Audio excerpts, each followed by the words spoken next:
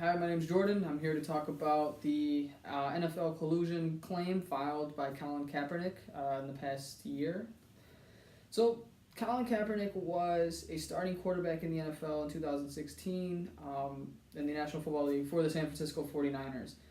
At the beginning of the 2016 season, during the preseason, Colin Kaepernick remained seated during the national anthem and drew a lot of attention. This was his way of exercising his freedom of expression to protest unlawful police brutality at the time and the killing of people of color. McElvany talks about how Kaepernick refused to show support and stand for a flag of a country that did not support people of color and demonstrated this oppression. So some of Kaepernick's actions, like I said, he remained seated for the first game, and he talked to some troops and talked about was it disrespectful to them and how would they prefer he did it. And they said, if you took a knee, we'd be perfectly okay with that. He did that for the rest of the season during the national anthem. And during post-game interviews, he was asked, of course, why, and he told them it was because of his protesting against the country and how they treated people of color. Epstein goes into his article to talk about how Kaepernick also donated $1 million to organizations in support that were to organizations that were spreading awareness on this unlawful and racial inequalities and unlawful police brutalities. So he supported them that way as well. So the initial responses that he received was very supportive. So the NFL supported him, the peers, his coaches, the team owner of the 49ers also, and Roger Goodell, who was the commissioner of the NFL, supported him also. And it was beginning to draw a lot of attention, but that was the purpose. And the purpose was for him to draw the attention, so him to ask, for people to ask why, and he could tell them why. So eventually other players all around the league began kneeling in solidarity with him as well. But eventually those responses changed, and so the media got it, the CNN, the big outlets caught wind, and President Trump ended up making a public statement that the NFL owners should fire every single player that was seen taking a knee during the national anthem.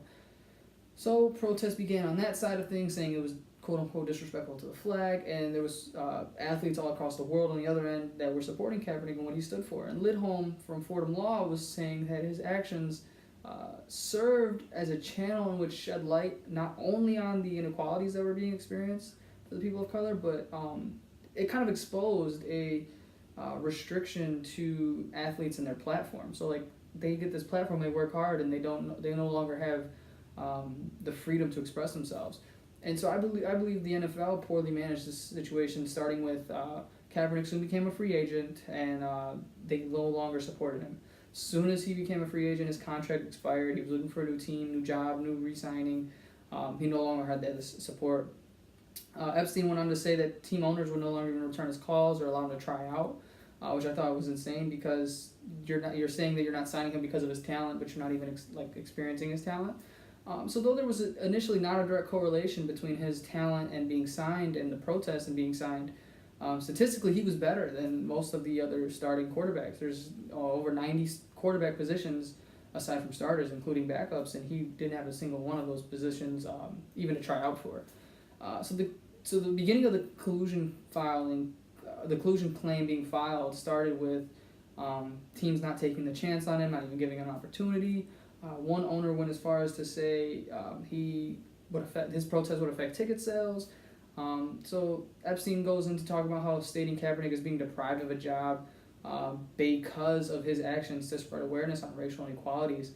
And so soon after being unemployed for an abnormal amount of time, he filed this claim. And so the reasons for this filing was that he just believed that the league was secluding and isolating him from any opportunities of employment as soon as he became a free agent. Everything shifted. So Edelman began in his article to talk about how, unfortunately, the behavior of how people were acting in the league and his speculation and talents that were not as good as him being signed and getting employment jobs, those weren't enough, as evidence to file a case. So I believe that the NFL has some management and communication issues, because when the dust settled, Kaepernick became a free agent and they just cut off all communication. He wasn't in the media. He wasn't supported. He wasn't even discussed hey, we're whether or not you have a job, we support what you're standing for. None of that. So just like any workplace, me and myself coming up as upcoming talent out of college, when we look for jobs, we look for a company that has a management system that supports supports their employees and supports their people. And I feel like the NFL and Roger Goodell did not exhibit this trait. They showed zero support, because if a player is not doing as they should, which is playing football and basically keeping their mouth closed, then they just receive zero support, and this was demonstrated then. So a comparison I want to make is two big dominant professional sports leagues. We have the NFL, we have the NBA, National Basketball, National Football. So to me, a platform is something that an individual or a person uses to express their opinion, make a sell, send a message, just utilize for a purpose. And I feel like that's what athletes should be encouraged to do by their, the people above them. I feel like Adam Silver of the NBA does an excellent job doing so with the basketball players, because I believe athletes are people too, and I believe that they work their whole life to get to a position of money and entertainment to have an opinion and to have support for organizations, charities, foundations, etc. Like, I feel like that's what they should strive to do, and I feel like they should be encouraged to do so.